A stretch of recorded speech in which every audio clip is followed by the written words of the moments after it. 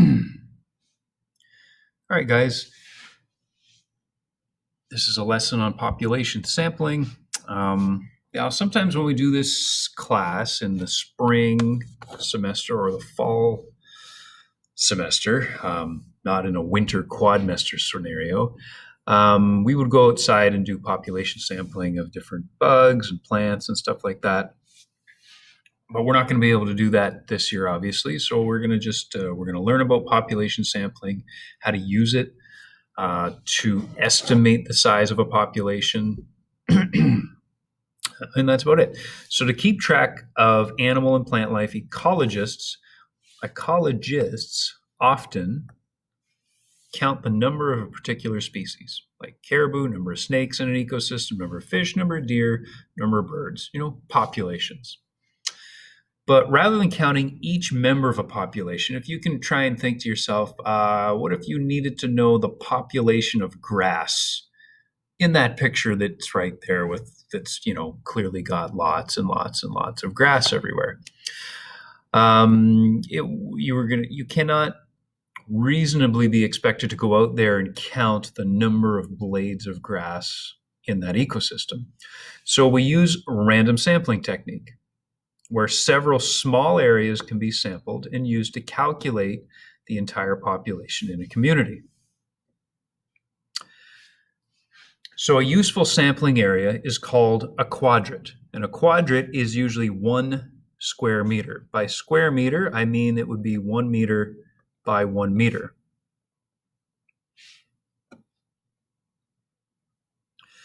So a question could be, a student wishes to find the number of snails in a field that measures 27 by 41 meters. Random 1 square meter samples are taken, and the following number of snails were found: 3, 16, 7, 9, and 14. What is the total population of the snails in the field? So this is a typical quadrat style question. So what you do first, find the average number of snails per quadrat.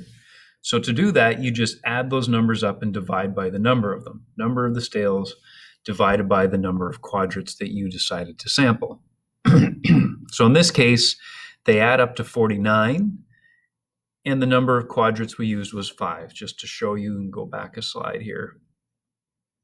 So that's 3 plus 16 plus 7 plus 9 plus 14. And how many quadrats were there? 1, 2, 3, 4, 5.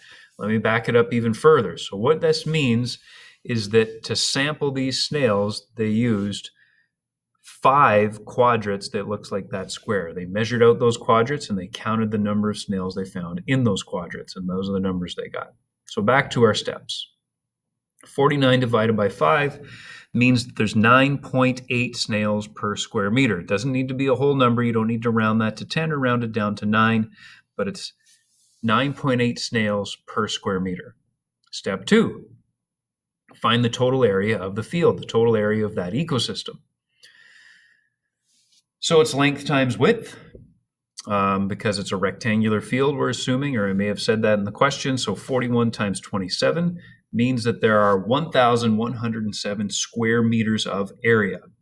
And there's 9.8, on average, 9.8 snails per square meter. Again, pause that video if you need to write that down. Step 3, to find the total population of snails in the community, you take the area times the average number of snails per quadrat. So that's 1,107 times 9.8 snails per square meter, which gives you, in that entire field, there should be over 10,000 snails. It's a big area, though, a big area. Now, that is an estimate, because we didn't actually go out and count 10,848 snails. We took smaller areas and then multiplied to estimate how many snails there should be in the entire area. The more quadrats you measure, the more accurate your estimate shall be. And I'm going to go ahead and skip this slide. You don't have to write down dandelion. I guess What this was if we were able to go outside together and look at this stuff as a group, I was just identifying what do dandelions look like, what do dandelion leaves look like, and we were going to measure out quadrats in order to estimate how many dandelions there are on, say, the track or some area of a field that we would walk to. Which, I don't know, it can be fun, and then it gets you outside, especially if it's in May or June that you do it. So let's look at what you have to do here in block 1. So the title is predator-prey relationship. So you could use population sampling to estimate the number of predators and number of prey in an area. You'd have to be looking at specific prey and specific predators. But your assignment here, and the only other thing you have to do during this learning block today, other than going through this lesson here, what did I have done, is to do this. Now, I would suggest that this is the most time-consuming activity you have to do today. It's graphing again. So it's giving you years. And again, some of you are going to think to me, or you're going to say to me that there's actually 2 sets of data or maybe many sets of data. But it's just going by a year. It goes from 1895 to 1915. And then over on the right here, actually, I want to snip this so I can write on it for you. Here we go. 1895 to 1915, and then it's broken in 2, just kind of like that second graph you had to do the last time. And then it's going up by 3s, and it goes to 1918 all the way to 1936. So it is all just one set of data where it gives you the number of hares and the number of lynx. Hare is like a type of rabbit. Hey, I'm in the snip. Look at that. There you go, right there. So you're graphing these things, and they should follow each other. I do want to show you a picture of a population graph that looks like that before I head out here. So, and then there's questions that follow that. You're going to get a complex looking graph. And there's going to be 2 lines on it as well. All right, yeah, I got to talk about all that. So let's go to the whiteboard here for a second. Or maybe I have it on an old text page. Maybe that's going to do it for me. Let me just go back here to roles in the ecosystems. And I want to go into this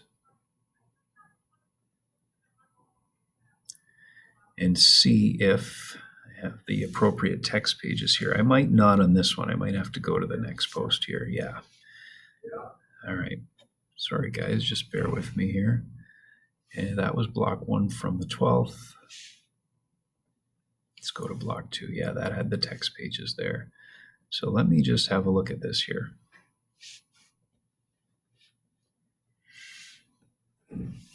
Now, and it doesn't have that predator-prey relationship. I thought it might. All right, so I'm just going to have to show you what a typical predator-prey relationship will look like.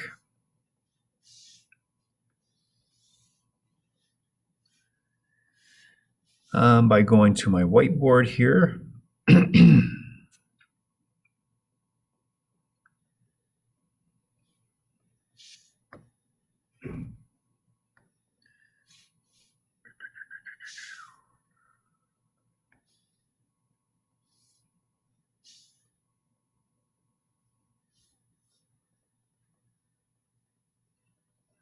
Actually, we had a predator-prey relationship thing in one of the notes from today, didn't we, with open and closed populations. So let me just actually open that up. It's not that one, it's from block 2. Yeah, there we go. Population size, that's where it was. So we actually covered this in the note yesterday. That's where I'm remembering I've seen that from. The limiting factors, the results, and then there was this predator-prey relationship. So if you go back to this slide, and I did explain this already the other day, and this is where I thought I had seen that from. This is what a typical predator-prey graph will look like. So yours should look like this. Now, you're going to have to be very careful how you label the hare and the, well, hare is a part of yours, and I can't remember now what the other thing is off the top of my head, but the predator and prey that you have to graph their populations for, it should look something like that. And I can't remember if it's lynx or not, where the general shape is this right here, where one is high, the other one's low, and where the other one's low, the other one goes back up high. They follow each other. They should go in cycles like that, up, down, but they should follow each other, not be in exactly the same place. And I believe the data that I gave you was taken from real data, which is why it might not follow that trend perfectly, but it should be okay. So I just want to move this back up to here. And then I'm going to go ahead and go back into edit mode on it so you guys can see. So that's all there is to do. Now I'm assuming you guys are going to have lots of questions about that. It's actually a pretty time consuming assignment. We have lots of time. So most of your heavy work is going to be just in this first block here today, where you have to graph that and then just answer those 4 questions. You can do that on paper. You can type it into a Google Doc. On yesterday's graphs, I got all kinds of cool things people did. Some people did a great job graphing it by hand. Some people used Google Sheets to make a graph that looked great. Some people used various draw programs on their computers or their Chromebooks, and that also worked great. So whatever you guys can do to graph it, just keep doing what you're doing. The ones that I've looked at so far look fantastic. So I have no concerns there whatsoever. And just remember, jump onto Google Meet if you have any questions. All right, I think that's all I have to say for this first one today. So good luck, guys.